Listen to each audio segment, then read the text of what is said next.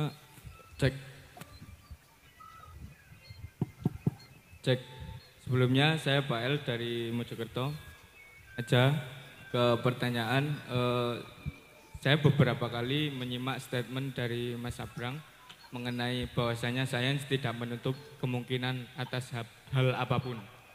Di sini yang saya ingin tanyakan mengenai teori quantum entanglement yang menjelaskan tentang apakah teori quantum entanglement ini bisa menjelaskan fenomena santet yang ada di Indonesia dan apabila soalnya dalam penjelasan dari Einstein bahwasanya quantum entanglement ini mempunyai atau terdapat spooky action at a distance atau tindakan menyeramkan dari kejauhan. Selanjutnya, jika quantum entanglement bisa menjelaskan fenomena santet, apakah santet juga merupakan sebuah teknologi yang bisa dikembangkan secara masif seperti halnya teknologi yang dikembangkan oleh Barat yaitu quantum computers. Sekian dari saya. Mantap. Itu ya. Tak belok ke entanglement sekarang. Nah, ini telung SKS yang menjelaskan entanglement ini.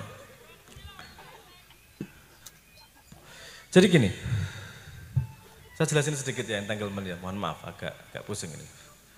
Entanglement, saya istilahkan ini, Anda tahu elektron ya?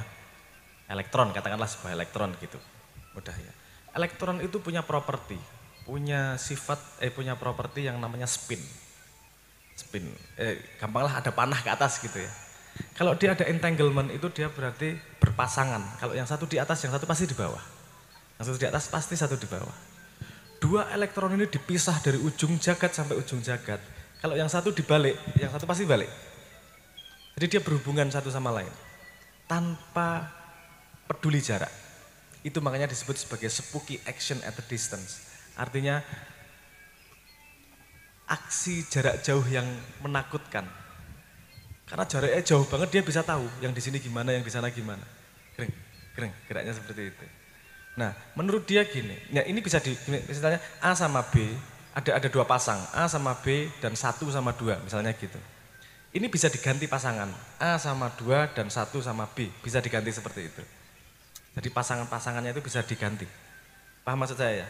Tapi intinya dua itu berhubungan langsung. Nah, karena elektron dan semua atom ini yang membuat badan, yang membuat semua benda.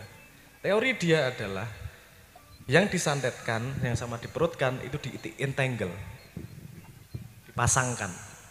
Jadi ketika di sini dibalik, grek langsung masuk ke sana, grek. Jadi berubah bentuk seperti yang di sini. Anda tahu teori ini entanglement? Apakah itu yang terjadi? Saya belum tahu. Karena posisi saya sekarang baru riset sama dukun. Loh, nek kowe duwe referensi dukun ampuh neng kene kandhani aku, tak parani tak takoni iki. Oh. Apakah itu teknologi? Bisa jadi. Saya nggak berani belum berani memberi statement apapun itu karena saya tidak tahu dunia perdukunan dan keilmuan seperti itu. Saya tidak menganggap sampai sekarang saya melihat itu sebagai teknologi yang tidak saya pahami. Karena seperti kalimatnya Carl Sagan kalau nggak salah yang mengatakan begini. Teknologi yang cukup canggih, yang sangat jauh canggihnya, kamu akan menganggapnya itu sebagai magic. Kamu bayangkan, kamu punya telepon ini zamannya Pak Karno, lah dianggap dukun lah. Wah, ngomong karo cah Jakarta, jauh ini dukun ini mesti, kan ngono toh? Karena tidak paham teknologi ini.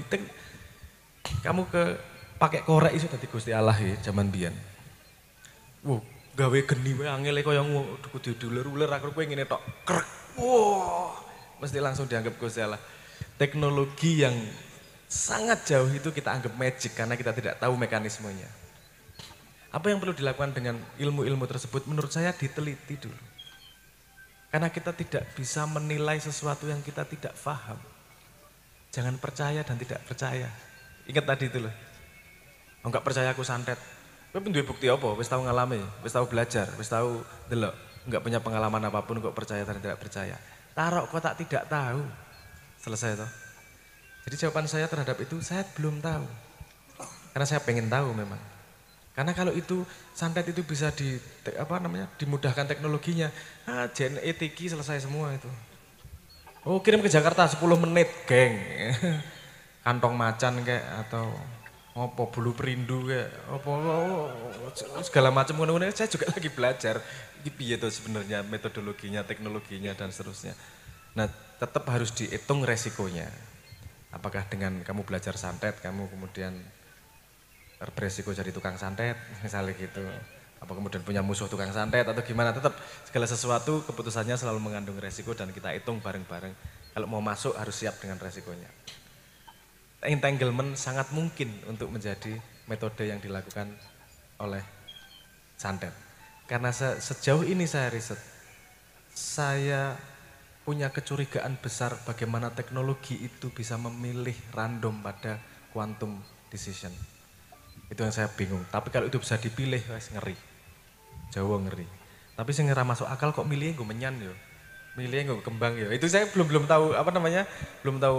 Terus terang saya belum tahu banyak tentang itu dan saya tertarik untuk belajar. Duduk pengen jadi dukun, orang-orang pengen jadi dukun. Aku pengen ngerti ini gimana sih. Kalau teknologinya bisa diaplikasikan dengan tanpa resiko neraka kan menarik. Bener nggak maksud saya? Paham maksud saya ya? Apakah benar itu neraka? Kadang-kadang kita tidak paham juga kok. Kita cuman prejudis juga kok kadang-kadang kan gitu.